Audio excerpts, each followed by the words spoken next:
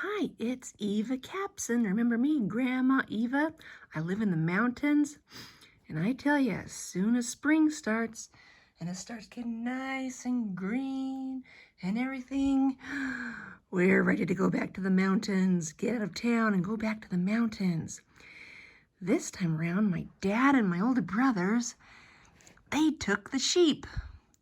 All by themselves, it took 3 weeks. And they walked back to the mountain with the sheep. Brr, brr. So, what we did is my mom and us little kids, is my mom, and our friends, the Johnsons, we took a car. What kind of a car? This is the car we took. Does that look like a cool car? That's a cool car. That was a cool car. Isaac, this is a Ford Model T, just so you know. That's what this is called. So this is the car we took. And that was nice. It didn't take very long, except we got back kind of into the mountains and the car stopped. It wouldn't go. Wouldn't go at all. It was right back at Lincoln Hill, it's called. Lincoln Hill. It's called Lincoln Hill back there, and it wouldn't go up the hill. And we couldn't start it. It wouldn't do anything.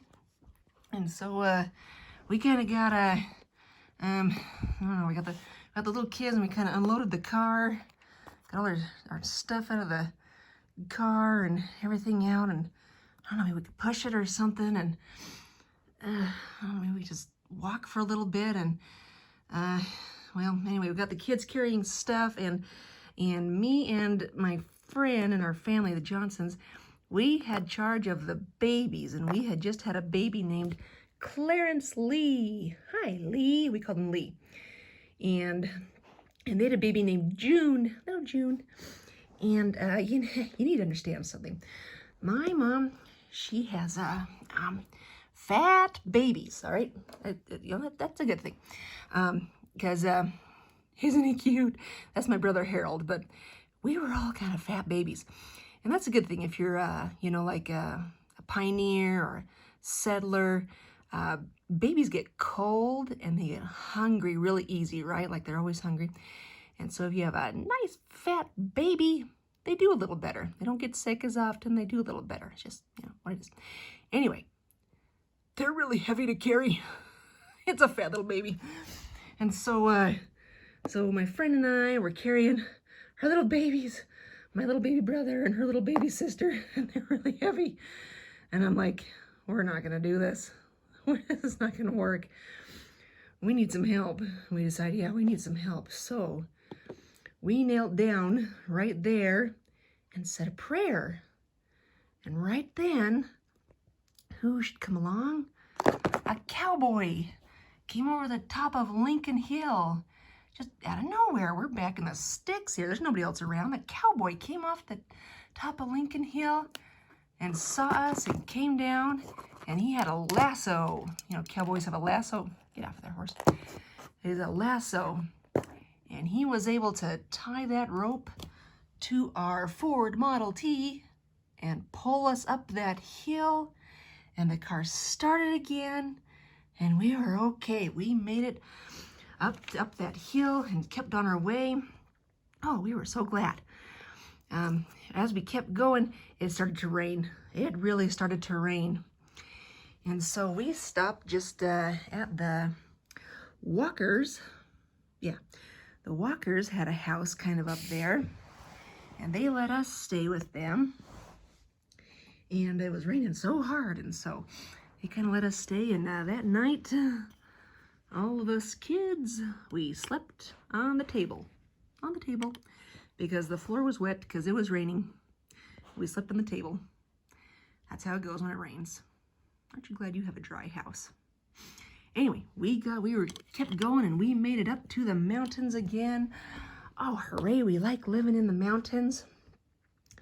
Let me tell you a couple other things about our mountain home. Oof. When my dad would wear out a sock,